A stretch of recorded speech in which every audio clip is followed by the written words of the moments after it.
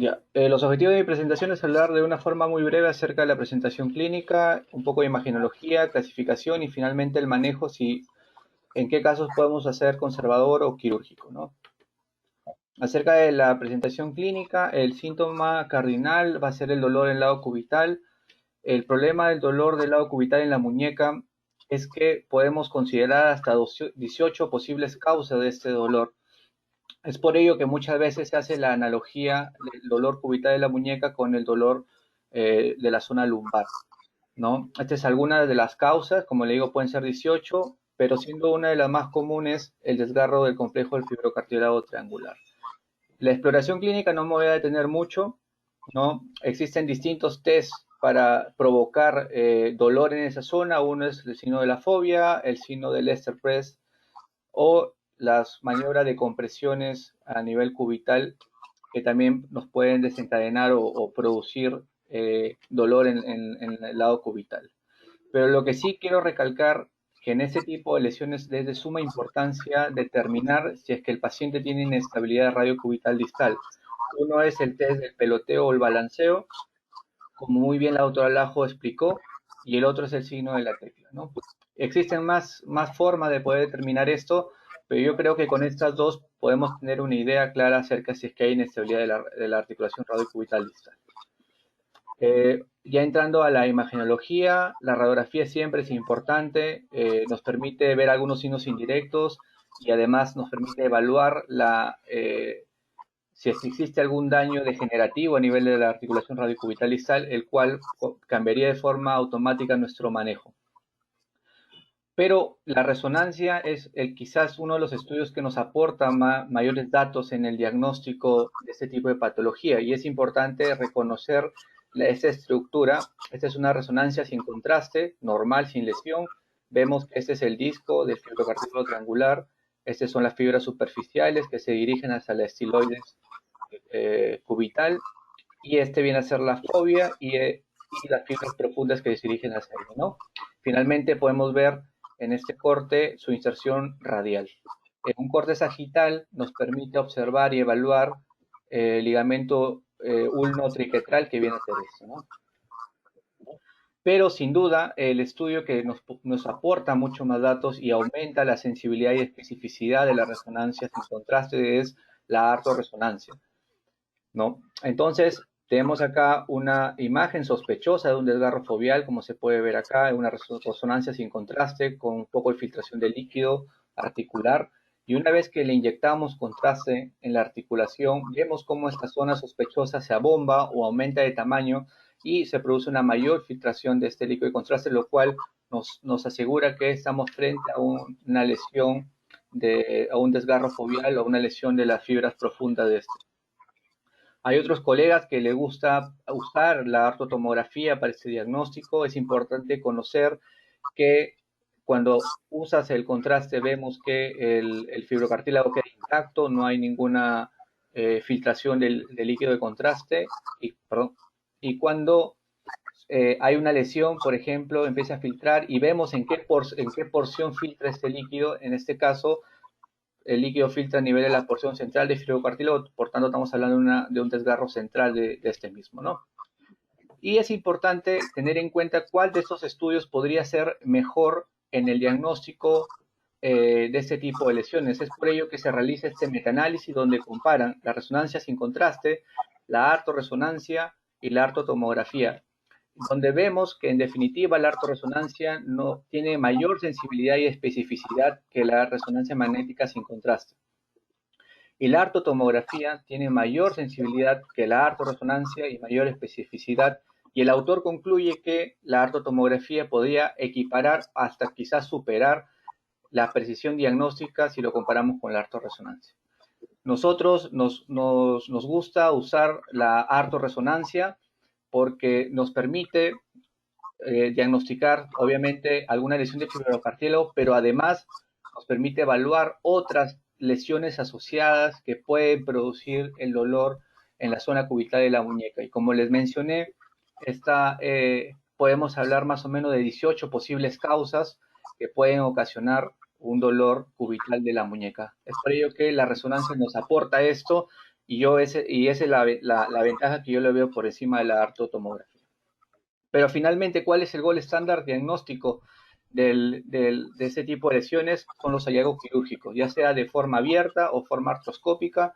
Esto viene a ser el gol estándar y no existe ningún examen auxiliar que supere a estos hallazgos. Pasamos a la clasificación. La clasificación más común y más antigua es la de Palmer, que es una clasificación anatómica muy didáctica, donde en esta oportunidad vamos a enfocarnos en la clasificación 1B, en la cual se produce una lesión en la zona periférica. El problema de la clasificación de Palmer para este tipo de lesiones es que no nos permite diferenciar cuando hay un desgarro de la zona foveal, ¿no?, que viene a ser esa zona, o cuando hay un desgarro de la zona más superficial. Ese es uno de los grandes problemas de la clasificación de Palmer para este tipo de lesiones. Es por ello que el doctor Axel y Lucchetti ingresan el concepto del iceberg, donde nos permite entender mejor esta zona periférica, este tipo de lesiones 1B. Y ellos describen que existen dos porciones muy claras donde tenemos las fibras superficiales o las fibras distales del fibrocartílago, las cuales se encargan principalmente en absorber la carga, ¿no? Es por ello que esto podríamos considerar la punta del iceberg, y las fibras más proximales o profundas, las cuales están en relación a la estabilidad de la radiocubital distal y establección del carpo. Basado en ello, ellos publican una subclasificación para este tipo de 1B, en donde lo clasifican de forma general en 5 clases. La clase 1 es la parte más superficial, la clase 2 es un desgarro completo, tanto superficial y profundo, la clase 3 viene a ser un problema de un desgarro profundo, la clase 4 es completo, pero que no es reparable, y la 5 cuando ya hay artrosis, ¿no? Y además hace una relación sumamente interesante, incluye en esta clasificación la estabilidad, incluye la calidad del tejido, que es sumamente importante al momento de decidir si vamos a hacer un procedimiento de reinserción o un procedimiento de reconstrucción, ¿no? Entonces, en esta oportunidad, nosotros vamos a enfocar el tratamiento principalmente para la clase 2, que viene a ser el desgarro completo, ¿no? Y para la clase 3, que viene a ser el desgarro de las fibras proximales, ¿no? La clase 4, más adelante el doctor Mantovani y el doctor Lozano nos van a explicar unas distintas técnicas para poder resolver este problema. Entonces, acerca del tratamiento, es sumamente importante tener en mente el manejo conservador. Y si nosotros recibimos estos pacientes de forma aguda, somos los primeros médicos en tratar, siempre indicamos el tratamiento conservador. Y el tratamiento conservador consiste en inmovilización con una férula corta, en una extensión de muñeca, en un promedio de 4 a 6 semanas, y posteriormente que inicie un protocolo de terapia física con antiinflamatorios. Siempre y cuando nosotros seamos los primeros médicos que recibimos al paciente posterior al trauma.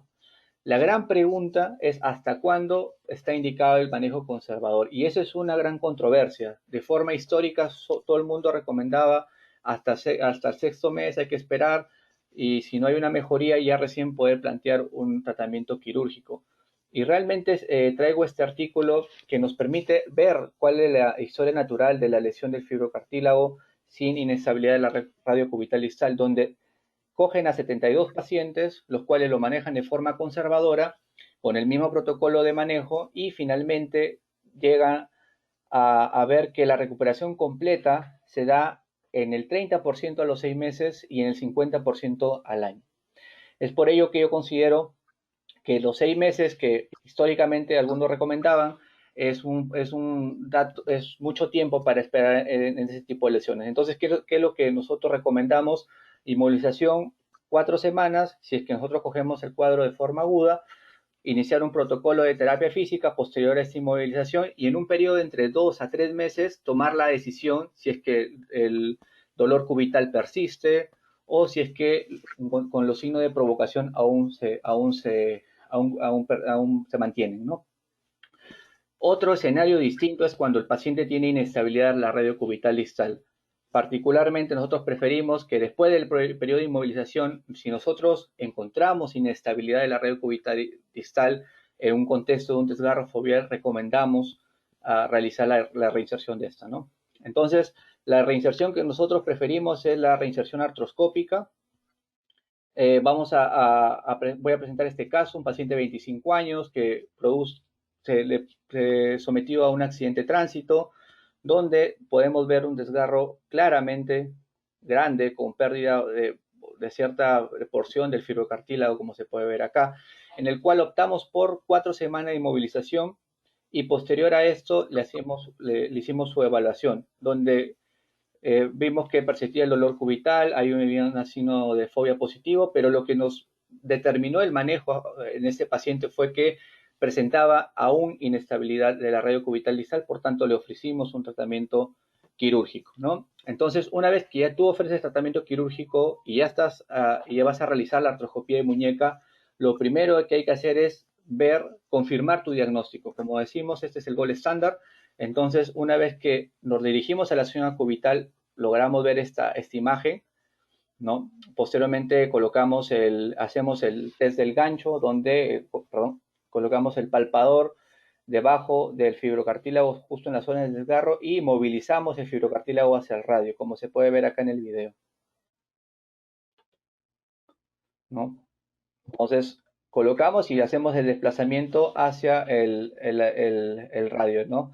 Y con ello nos confirma que estamos frente a una lesión foveal. Otro signo importante es el signo del fantasma, en donde ingresamos el probador debajo del fibrocartílago a través del portal. Un portal puede ser directo foveal o un portal radiocubital distal, donde levantamos el fibrocartílago y se da un aspecto de un fantasma. Esto es muy característico en aquellas lesiones donde las fibras superficiales están intactas y las fibras profundas están lesionadas, ¿no? Entonces también sería un desgarro foveal. Y ahora la pregunta es cómo hacemos. Nosotros usamos la técnica que yo aprendí cuando estuve con el doctor Christophe Matulá y la doctora Matilde Graf, donde viene a ser, en términos sencillos, una variación de la técnica del doctor H.I. Lucchetti, pero esta variación me parece sumamente relevante. Lo primero que hay que hacer es identificar los portales 6U y directo foveal, que viene a ser eso, ¿no? En base, como ya habíamos explicado en charlas anteriores, en base del extensor del carpo ulnaris, ¿no? El segundo punto importante es reconocer que tenemos la rama del dorsal del nervio sensitivo, del nervio cubital, el cual, como ya explicó la doctora Lajo, tiene mucha variabilidad y hay múltiples estudios donde se puede concluir que no existe realmente una zona segura en su recorrido de esta rama a nivel de la zona de abordaje. Es por ello que nosotros preferimos hacer un pequeño abordaje, identificar la rama y aislarla para posteriormente hacer nuestros portales 6U y directo foveal. Un punto importante al momento de hacer el portal directo foveal es el paciente realizarle una supinación completa de la muñeca porque nos permite un mejor acceso, como se puede ver acá en la imagen, hacia esta área. Posteriormente hacemos la colocación de la sutura, del ancla sutura, que es una ancla sutura de 2.0 milímetros a través de esta incisión, de este pequeño abordaje. Es crucial tratar de determinar el punto isométrico a nivel de la fobia. Es muy difícil en este caso, para serles sincero, realmente lo realizamos tratando de poner la mosquito hacia adelante, hacia posterior y ver el punto medio y posteriormente hacer una asistencia con el fluoroscopio para ver si realmente estamos en ese punto isométrico, ¿no?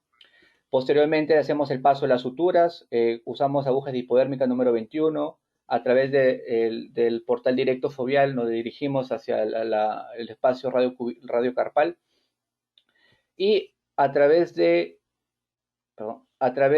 6U recuperamos el loop de estas suturas, ¿no? Y acá viene la variación del doctor Christophe Matulá, que me parece sumamente interesante, ¿no? El cabo inferior lo pasa a través del loop y con ello genera un efecto de compresión automático, como se puede ver acá, hasta acá recién recuperando a través de ISU, hace este paso que les he explicado, y una vez corrido todo, vemos cómo hace un tipo de compresión automática del fibrocartílago sobre la fobia. Y finalmente hace una anudada a través del cúbito Importante al momento de hacer el anudado quitar la tracción, hacer una flexión, una extensión de la muñeca máxima con un poquito de desviación hacia el lado cubital y con este resultado en nuestro caso, ¿no? Este es el paciente a los 3 meses, podemos ver el movilidad completa, ya no tenía inestabilidad y el paciente se reincorporó a sus actividades sin ningún problema, ¿no? Desviación radial, desviación cubital y la pronosupinación del mismo, ¿no? Otras técnicas, obviamente existen, las técnicas del túnel óseo, la cual no tengo experiencia, no la uso, y yo considero, puede ser con 2 túneles, y yo considero que es de suma importancia usar esta guía donde el doctor Nakamura lo viene desarrollando bastante, ¿no? Y es una guía muy parecida al ligamento cruzado anterior, donde nos permite de cierta forma hacer estos túneles a través de la parte más lateral del cúbito hacia la fobia, ¿no? Puede ser un solo túnel también, ¿no? Haciendo un túnel más grueso y a través de ello se mete una aguja y se trata de hacer el pasado de los nudos, ¿no? Esta es otra técnica que el doctor Gustavo Mantovani también ha descrito y viene desarrollando desde hace un tiempo. Es una técnica simple realmente y de bajo costo, donde a través de la sutura lo pasa a través de un lado del extensor de carpal pulnaris a través del otro y finalmente hace un tipo cerclaje donde lo fija en la parte más proximal del cúbito, que puede ser con un túnel como se ve acá o que puede ser con una ancla sin nudos también en esta zona. Entonces, al momento que se hace la tracción o la fijación, genera un efecto del fibrocartílago y que se apoya hacia la fobia, ¿no? Entonces, para concluir, la exploración física es muy importante y sobre todo determinar si hay inestabilidad de la radio cubital distal. El gol estándar diagnóstico va a ser la artroscopía de muñeca y es importante tener en mente que la rama sensitiva dorsal tiene una gran variabilidad, por tanto, no existe una zona segura en esta reparación. Y la reinserción artroscópica puede tener resultados similares o mejores a las técnicas abiertas, ¿no?